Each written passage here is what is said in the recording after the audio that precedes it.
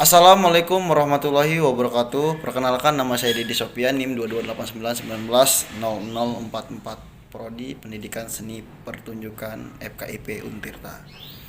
Di mana di sini saya akan mengerjakan UAS Personal Project mata kuliah Profesi Pendidik dan Kependidikan, dosen pengampu Puja Siti Pujia MPD. Di mana di sini saya akan melakukan riset profil pendidikan profesional di era 5.0. Di mana di sini saya akan mewawancarai dua narasumber.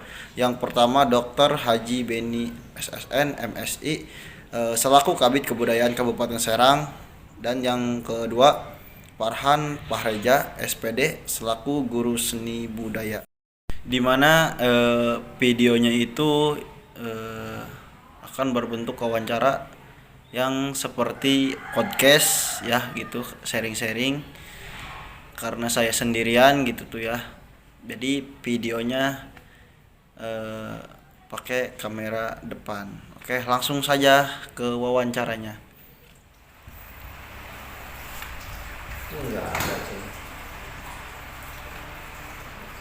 Alhamdulillah kita sekarang sudah bersama narasumbernya, yaitu Bapak Dr. Haji Beni SSN MSI.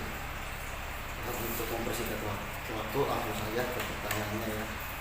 Ini Pak, yang pertama itu pertanyaannya, kebudayaan apa saja yang ada di Banten dan yang paling populer Pak gitu, bahkan sampai ke internasional Pak. Ya. Kalau bicara Banten berarti ada dalam 8 kabupaten kota ya, di mana 8 kabupaten kota itu memiliki kearifan budaya masing-masing atau ikon sendiri-sendiri. Saya mau bicara wilayah Serang Raya. Serang Raya itu Kota Serang dan Kabupaten Serang. Serang dan Kabupaten Serang tentu memiliki ragam jenis seni budaya yang hampir mirip sama, bahkan sampai dengan Cilegon, karena awalnya Cilegon kota dan Kota Serang itu merupakan bagian wilayah administrasi dari Kabupaten Serang. Seni yang betul-betul menonjol di Serang Raya, Kabupaten Serang, Kota Cilegon, itu ada seni terbang gede. Terbang gede itu sudah dicatat di dalam buku sejarah karawitan Indonesia hasil penelitian Pak Atik Sopandi SK. Dulu beliau adalah dosen karawitan di Asli Bandung dan yang pertama meneliti terkait karawitan di Indonesia. Nah, terbang gede ini di Cilegon, di Kota Serang, di Kabupaten Serang ada. Nah, banyak yang lain, namun terbang gede memiliki keunikan sehingga di tempat lain nyaris tidak ada. Dan terbang gede ini sebetulnya sudah pernah dibawa pentas ke Brunei, kemudian ke Myanmar, kemudian ke Australia. Nah, yang menjadi khasnya itu tentu pola pukul dari terbang gede sendiri. Kemudian saat ini dikembangkan sebagai upaya pelestarian, sebagai upaya pemanfaatan, kemudian bagaimana para penari melakukan eksplorasi sehingga terbang gede ini menjadi musik iringan tari yang bisa ditarikan. Ada gerak tarinya. Nah, ini yang menjadi komoditi budaya di Banten, khususnya Kabupaten Serang, Kota Cilegon, yang dimana terbang gede ini sudah go internasional. Kalau di Nusantara sudah muter kemana-mana. Ya, sebelum pandemi dari mulai tahun 2000 setelah Provinsi Banten ada, setiap pertunjukan, festival seni, pertunjukan apapun yang sifatnya di nasional itu Terbang Gede biasanya suka dilibatkan.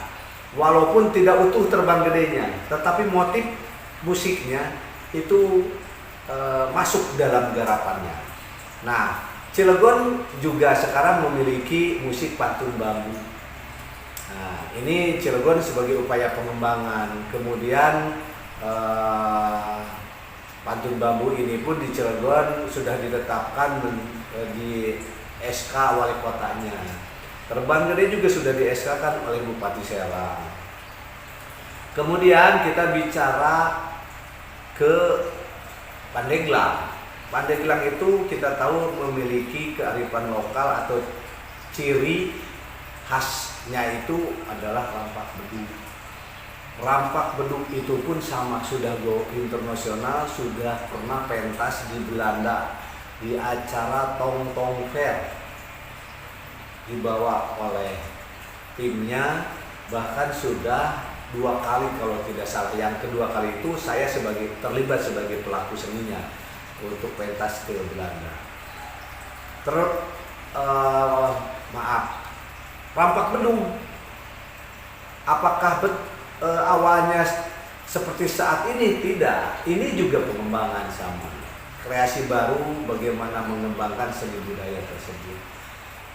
Bahwa rampak bedung awal lahirnya itu dari ngadu bedung. Ngadu bedung antar kampung, antar kelompok, main lagu dengan lagu. Kemudian ada satu kebutuhan untuk pentas saat itu, maka dibuatlah rampak bedung Padingdang Pandeglangan judulnya. Yang pertama kali rampak bedung dibawa ke Belanda, pentas di Tong Tong Fair. Bergeser ke Lebak, di Lebak itu tentu memiliki dog-dog lojor sama angklung Baduy, angklung buhun yang ada di Baduy. Kabupaten Serang juga memiliki angklung buhun, tapi angklung buhunnya memang tidak seperti di angklung Baduy. Saat ini masih dipakai untuk acara-acara tradisi di Baduy, tradisi adat di Baduy. Tetapi di Kabupaten Serang, karena mungkin sudah terjadi pergeseran nilai, angklung buhunnya itu tidak difungsikan sebagai persembahan untuk Dewi Sri atau dimainkan dalam upacara-upacara tradisi panen raya. Ya, kalau di Baduy sekarang masih dilakukan itu, karena tradisinya juga masih ada. Nah, itu dog-dog kerok, dog-dog lojor itu merupakan bagian ciri khas yang ada di Rangkas Bitung atau Lebak. Kita juga Kabupaten Serang memiliki dog-dognya dog-dog kerok. Beda dengan dog-dog lojor yang di Rangkas Bitung. Kalau dog-dog keroknya aja sudah jelas bahwa kerok itu adalah kagok kalau orang mah sulit mainnya. Nah, kemudian saya bicara terkait Tangerang, sama seperti Serang. Tangerang itu awalnya pengembangan wilayah dari Kabupaten Tangerang. Kalau bicara Kabupaten Tangerang, kemudian melahirkan Kota Tangerang. Kemudian setelah Kota Tangerang lahir juga Tangerang Selatan. Tapi dari sejarah budayanya, sejarah seni budayanya, induknya di Kabupaten Tangerang. Yang menjadi ciri dari Tangerang Raya adalah cokek. Ya, seni cokek. Kalau seni cokek tentu akan menjadi mewakili 3 kabupaten kota tersebut. Kabupaten Tangerang, Kota Tangerang, dan Tangerang Selatan. Ini menjadi kearifan lokal daerah kabupaten kota masing-masing, di mana satu sama lain memiliki ciri khas yang berbeda-beda. Artinya bahwa Seni budaya, kebudayaan itu menjadi kearifan lokal budaya daerahnya terbukti di Banten. Tetangga-tetangga saja dengan kabupaten-kabupaten yang ada di kota, keseniannya, kebudayaannya berbeda-beda, beragam-ragam, memiliki ciri masing-masing. Oke, jawabannya sangat memuaskan ya teman-teman. Sekarang langsung saja Pak ya ke pertanyaan yang selanjutnya, itu permasalahan apa saja yang sering ditemui oleh Bapak terkait kebudayaan pada setiap lembaga Pak? Baik, ini sebenarnya menjadi pertanyaan ini PR dari tahun ke tahun sebetulnya, karena memang keterbatasan satu SDM di bidang kebudayaan termasuk di Provinsi Banten, kabupaten kota belum memiliki sumber daya manusia yang linier bekerja di bidang kebudayaan tapi lulusan dari seni budaya. Nah, kendalanya sebetulnya dari mulai regenerasi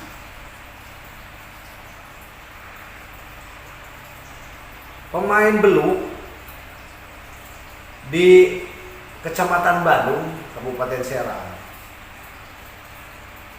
Saya selalu mendorong bagaimana beluk ini tidak dilakukan lagi oleh orang tua saja. Ini regenerasinya ya, saya bicara regenerasi. Coba diajarin ke anak-anaknya, diajarin ke para pemudanya, sehingga beluk itu kalau bapak-bapak sekarang yang sudah yang sudah usianya lanjut, kemudian namanya manusia, kemudian meninggalkan dunia ini, apakah iya beluk itu kemudian harus mati? Nggak boleh. Itu kendalanya, berarti ada regenerasi yang sulit. Tukang trompet alhamdulillah sekarang tidak dilakukan saja oleh orang tua, anak muda sekarang mulai belajar, banyak yang bisa. Nah, itu yang kami harapkan. Kemudian kendalanya itu bagaimana para sanggar, paguron, lembaga kebudayaan di Banten ini jarang sekali atau bahkan tidak pernah memikirkan persyaratan-persyaratan formal sebagai lembaga seni.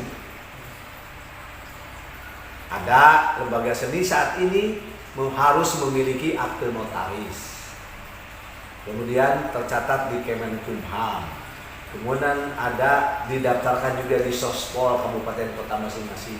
Ini bahkan kesininya harus punya NPWP, tabungan sendiri.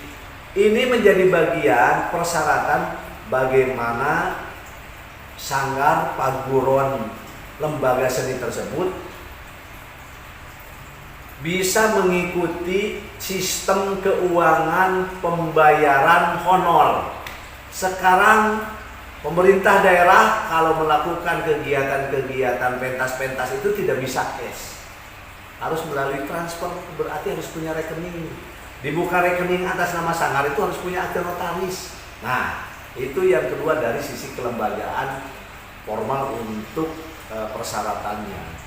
Kemudian berimbas kepada bahwa lembaga sanggar, paguron, seni budaya di Banten ini banyak yang belum memiliki sarana prasarana untuk latihan, untuk bereksplorasi, kemudian bagaimana untuk mengkaji, bagaimana untuk merekam hasil audio dari tari atau musik.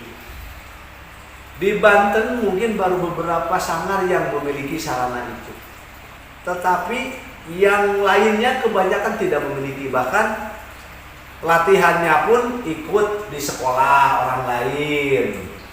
Kadang ada lapangan kosong diisi. Ini salah satu bagian bagaimana kendala kebudayaan di Banten ini tidak cepat untuk berkembang. karena keterbatasan tadi. Kemudian kita mau melakukan aktivitas, mencoba membuat karya, kendalanya seperti itu. Banten sendiri sekarang belum memiliki gedung kesenian yang representatif, di mana bisa masuk dalam aula, kemudian di situ sudah lengkap, ada lighting, ada berbagai macam kebutuhan pertunjukan. Ini kita belum punya. Maaf, di KP3B ada gedung aspirasi, itu kan belum lengkap seperti gedung pertunjukan khusus untuk budaya. Bukan. Itu mungkin bisa dipakai, tetapi lightingnya harus dipersiapkan. Kalau mau pentas malam hari harus disiapkan hal-hal yang lainnya, termasuk sound system dan lain-lain. Nah, kendala itu menjadi bagian bagaimana terkendalanya pelaku-pelaku budaya di Banten ini untuk berkreativitas. Nah, itu saya pikir kendalanya. Kemudian saya tambahin bahwa lembaga seni budaya Sanggar Paguroan banyak, tanda kutip, pelatih-pelatihnya tidak memiliki latar belakang kesenian. Dia hanya otodidak. Ya, jadi dilakukannya itu karena pengalaman saja, tidak memiliki ilmu tentang seni budayanya. Ya, jadi otodidak lah. Satu lagi tentu di Banten ini kurang apresiasi karena keterbatasan sarana tadi. Ingin nonton kesenian ubruk juga susah karena tidak ada yang dilakukan secara rutin. Kita harus ada agenda dulu baru manggil ubruk. Nah, mau pentas rampak bedung tidak bisa dilihat, pokoknya tiap malam minggu di Pandeglang itu ada rampak bedung. Kita tinggal datang aja ke Pandeglang, bisa lihat langsung. Tidak ada kegiatan itu. Kalau ada event baru. Itu saya kira. Oke Pak, masih ada pertanyaan selanjutnya Pak, yaitu harapan atau upaya apa saja yang sudah dilakukan oleh Bapak gitu ya selaku Kabid Kebudayaan Kabupaten Serang, di mana sekarang kan udah mau memasuki era 5.0 Pak, serba digital gitu Pak. Oke. Jadi kami di bidang kebudayaan, bahkan apa yang saudara tanyakan tadi terkait Indonesia akan menuju 5.0 itu saat ini sebetulnya sudah mulai dilakukan.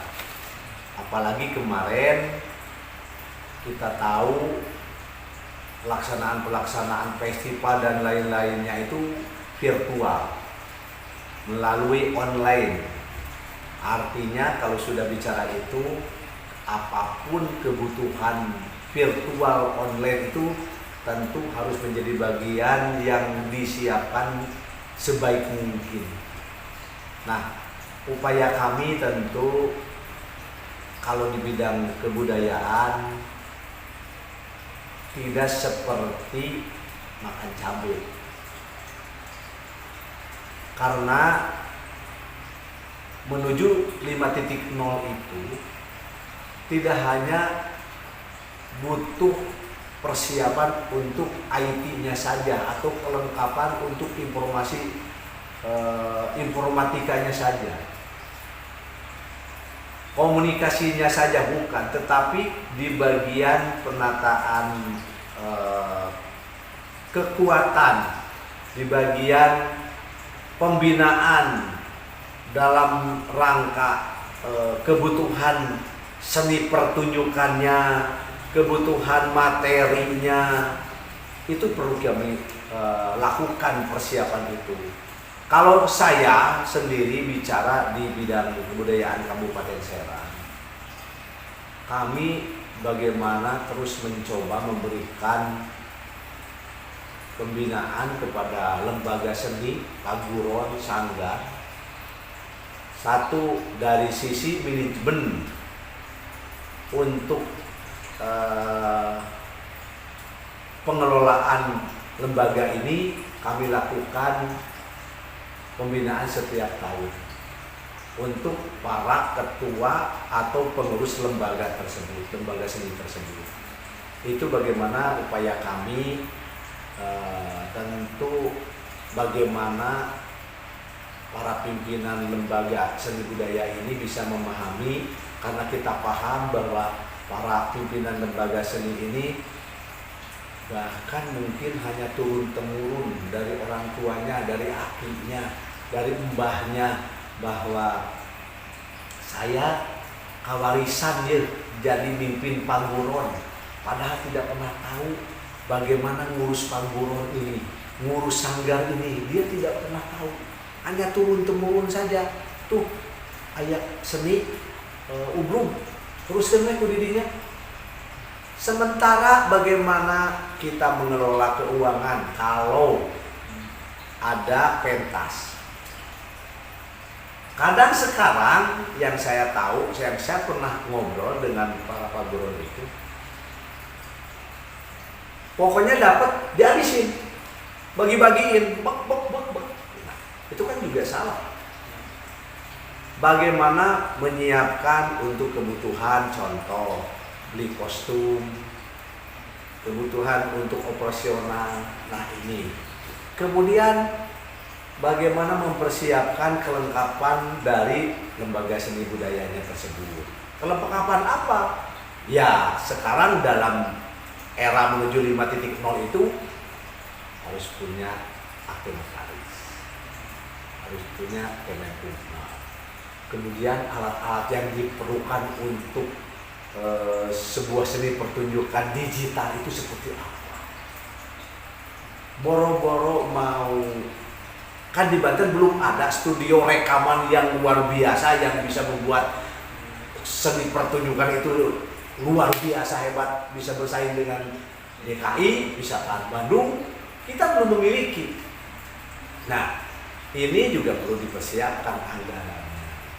Kemudian untuk sarananya, nah itu satu. Kemudian kami juga lakukan bagaimana di Kabupaten Serang terus memberikan ruang untuk pementasan lembaga seni budaya tersebut. Semoga dalam program ini ada pentas seni Tasikardi, ada festival bedolan Pamalayan, di kami ada Anyer Krakatau Kancil Festival, itu menjadi peluang bagaimana mereka melihat apresiasi karya orang lain. Kemudian bagaimana mereka memperlihatkan talentanya saat setelah latihan mempersiapkan di lembaga seninya. Kemudian satu hal lagi, bagaimana mereka mencoba bahwa kesenian ini harus menjadi ekonomi kreatif. Artinya seni budaya ini harus memiliki timbal balik untuk bagaimana para senimannya itu bisa hidup, bisa tumbuh sejahtera dari hasil karya-karyanya mereka, bisa meningkatkan ekonominya para pelaku seninya. Tuh, gitu. Itu yang kami lakukan selama ini, sehingga mudah-mudahan ada beberapa yang bisa menjadi solusi atas kendala yang tadi saya sampaikan, beberapa kendala. Kemudian ada kegiatan-kegiatan, semoga ini menjadi solusi untuk pemecahan masalah di kendala tersebut. Ya, Pak. Oke, alhamdulillah ya, semua pertanyaan sudah terjawab. Ya, terima kasih buat Bapak selaku narasumber ya, Pak. Oke, untuk selanjutnya kita akan beralih ke narasumber yang kedua ya, yaitu guru SMP 4 Kota Serang. Selamat sore Pak. Selamat sore. Izin saya perkenalkan ya. Ini pemateri saya dari guru seni budaya SMP 4 Kota Serang. Oke, langsung saja Pak ya ke pertanyaannya. Silakan. Di sini pertanyaan yang pertama, bagaimana cara penyampaian materi pembelajaran seni budaya di era perkembangan sekarang, Pak? Bagaimana cara penyampaian ya, Iya. penyampaian materi pembelajaran seni budaya, khusus seni budaya ya. Di era sekarang mungkin agak sulit untuk menyampaikan materi pembelajaran karena mungkin metode yang sekarang yang kita gunakan itu metode daring gitu. Nah, daring itu memang mempersulit khususnya seni budaya karena memang seni budaya itu seharusnya langsung tatap muka ataupun secara lisan gitu. Nah, di dalam materi pembelajarannya pun itu lebih banyaknya ke praktek daripada hanya teori-teori saja. Nah, di saat itulah memang kalau di saat penyampaian, kalau ditanya bagaimana penyampaian materi itu mungkin harus sesuai dengan prosedur gitu. Dahulu di tahun 2019 akhir sebelum eranya pandemi itu kita lebih sempurna memberikan materi ke siswa itu secara lisan, kita memberikan materi itu secara langsung, jadi siswa itu lebih mengerti dan lebih bisa menguasai materi itu. Tapi di saat era-era sekarang, di saat mulai berdatangnya pandemi di tahun 2019 akhir sampai ke sekarang, itu memang agak sulit dan mungkin terbatas karena memang di saat kita ingin menyampaikan materi yang sempurna terbatas oleh di saat tatap muka yang tidak bisa ataupun di saat penyampaiannya memang sekarang sudah ada aplikasi Zoom ataupun sudah ada aplikasi GCR Google Classroom yang bisa kita bertatap muka langsung, tetapi itu sangat berbeda sekali dengan tatap muka langsung gitu karena memang penyampaiannya itu agak sulit karena siswa itu kan tidak langsung secara tatap muka tapi mereka ada di rumah, entah itu mereka di rumah itu fokus atau tidak, kita menyampaikan materi itu apakah sedang apa, nah itu dia tahu itu. Nah di saat itulah memang untuk penyampaian materi itu mungkin sekarang agak terbatas dan tidak sesempurna sebelum. Terima kasih jawabannya ya, sangat memuaskan. Oke, langsung kita ke pertanyaan yang kedua. Pembelajaran apa saja nih yang diminati sama yang tidak diminati oleh siswa Bapak gitu, Pak? Kalau untuk di SMP itu di era sekarang itu mungkin terbilang mayoritas minoritas ya di saat pembelajaran. Contoh misalkan di bab pertama kita ada pembelajaran seni rupa.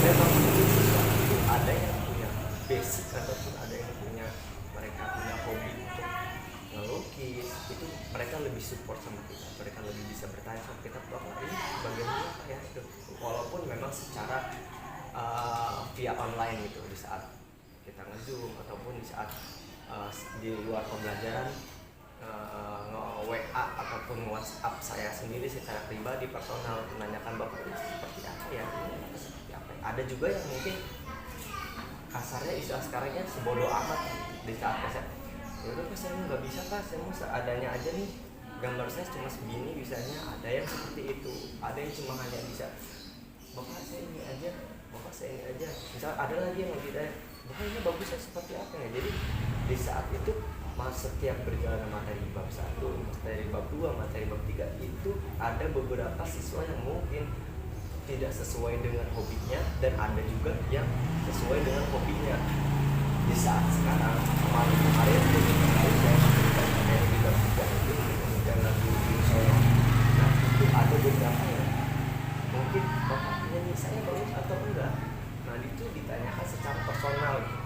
Kenapa mereka bisa seperti itu? Karena mereka senang aku saya bisa nyanyi loh ini. Jadi saya bagus nih suaranya, biar nilai saya lebih bagus. Nah ada juga yang maka saya mau asal-asal aja nih, yang penting saya ngumpulkan tugas. Nah ada yang seperti itu.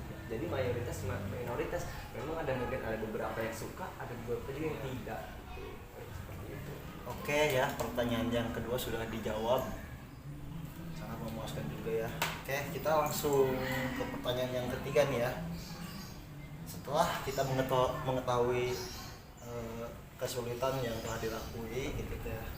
dilakukan, yang ketiga ini apa sih permasalahan yang sering ditemui Bapak pada saat pembelajaran berlangsung Pak pada situasi saat ini Pak? Ya, balik lagi seperti pertanyaan di awal ya, kesulitan di saat yang ditemui lah ya untuk pembelajaran seni budaya itu sangat banyak sekali, sangat sulit untuk disiasati ya, karena memang mungkin yang tadi itu terbatas dan kita tidak bisa melakukan hal-hal yang seharusnya kita lakukan di saat tatap muka seperti itu.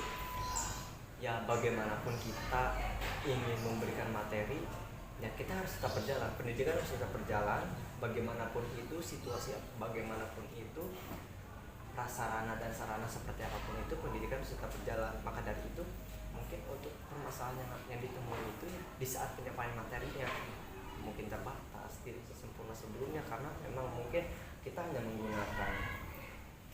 tugas, kita hanya memberi materi. Di saat memberi materi kita tidak bisa menjelaskan bahwa materinya ini seperti ini dan terbatas, tidak bisa seperti tatap muka yang langsung bisa kamu harus mau nanya apa, kamu harus nanya apa, harus bertanya apa. Kalau di saat pembelajaran online via Zoom ataupun via Google Classroom itu siswa sudah mulai agak malas gitu ya. Jadi malasnya mungkin ya udah Pak, ada pertanyaan? Gak ada Pak, hanya ingin selesai aja gitu. Nah itu tuh yang benar-benar sangat ditemui permasalahan yang sangat sulit banget itu, karena memang namanya di siswa SMP itu masih labil pemikirannya, jadi masih pengen main aja, dan dari situ apalagi sekarang udah hampir setahun mereka itu tidak masuk sekolah. Nah jadi mereka bagaimana sih cara sekolah yang seharusnya dilakukan gitu, karena mereka masuk di saat kelas 7 itu sudah tidak masuk sekolah gitu, hanya via Zoom, via WA atau seperti apa itu kesulitan ditemui. Oke. Permasalahannya sudah ditemui ya. Yang keempat ini Pak, bagaimana cara Bapak menanggapi permasalahan itu Pak? Ya, Gitu, Pak. Untuk menanggapi sih sebenarnya bukan menanggapi ya, mungkin mensiasati lah ya, mensiasati kesulitan sekarang ya. Untuk mensiasati, kalau untuk khususnya di seni budaya, saya itu contoh ya, di saat pembelajaran di bab 3 bernyanyi secara unisono, yang mensiasatinya itu kan harus bernyanyi ya. Nah bagaimana saya agar tahu siswa ini bisa bernyanyi atau tidak, nah itu kesulitannya. Nah mensiasatinya adalah silahkan kalian bernyanyi, silahkan kalian videokan kalian nyanyi, baru Bapak bisa mengevaluasi. Tetapi tidak sesempurna apa yang sebelumnya saya lakukan gitu, karena memang mereka memiliki video, entah itu lip sync, entah itu mereka bernyanyi seperti apa, mereka tidak tahu tekniknya seperti apa gitu. Jadi ya itu memang kendala-kendalanya di situ kayak gitu. Masuk balik lagi ke pertanyaan bagaimana cara Bapak menanggapinya. Saya untuk menanggapi atau mensiasatinya seperti itu, karena untuk menanggapi itu pasti harus ada cara lain. Nah tapi di saat ini hanya guru-guru itu hanya mengikuti prosedur sesuai dengan prosedur dari pusat ya. Ya udah kami hanya bisa dia mengalur aja gitu, mengalur dengan apa yang harus dilakukan. Oke, alhamdulillah ya, pertanyaan semuanya sudah dijawab. Tapi sekarang ada pertanyaan yang random ya. Oke, pertanyaannya itu harapan Bapak Pak gitu tuh ke depannya agar pembelajaran seni ini dapat lebih maksimal lagi Pak gitu. Apakah itu dengan pembelajaran langsung gitu ya Pak? Ini lucu juga ya, pertanyaan random ya. Iya, random Itu mungkin pertanyaan randomnya itu langsung spontan ya. Iya, spontan. Apa tadi pertanyaannya? Harapan Bapak. Harapan Ya. Harapan untuk guru-guru ya. Ya. Bukan hanya saya aja, mungkin guru-guru yang lain juga harapannya ya ingin ya harus sesuai dengan pembelajaran sebelumnya gitu. Tidak ada menggunakan Zoom ataupun seperti apa, karena pembelajaran yang paling terbaik itu yang kita tatap muka. Bagaimanapun caranya kita harus bisa tatap muka, karena dalam pemberian materi itu lebih fokus, lebih terkondisikan, karena ya emang dari dulu sampai sekarang pun sekolah itu di mana tetap muka. Bagaimana caranya ya? Inginnya kita seperti dahulu lagi, kita bisa tatap muka, kita bisa ada mengadakan acara, kita bisa mengadakan ini, kita bisa ngobrol dengan siswa lebih baik lagi, kita bisa ngobrol dengan siswa lebih asik lagi, kita bisa lebih berkomunikasi dengan baik lagi, kita dapat informasi dari yang lain lagi. Nah dari situ mungkin karena memang sekarang ada pandeminya, semoga ini cepat selesai dan cepat selesai dan sudah bisa bertatap muka seperti biasa lagi. Itu aja sih. Amin. Oke. Terima kasih Pak ya, Sama-sama. sudah meluangkan waktunya. Ya. Oke, kurang lebihnya mohon maaf ya Pak ya. Ya.